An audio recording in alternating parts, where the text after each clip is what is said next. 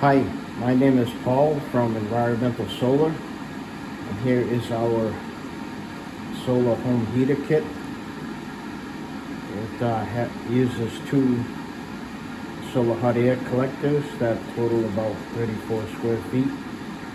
And I had a customer ask me how it works in really cold mornings, and as you can see, the temperature outside is 16 degrees Fahrenheit, and it's about 9 o'clock in the morning, and the inlet temperature is 61 degrees and the outlet is 127 degrees, and today is December 5th. And this uses a 220 CFM fan, and I hung some tissue paper on the outlet to show you the airflow coming out of the solar collectors.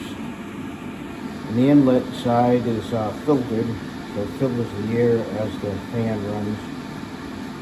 Thank you for watching.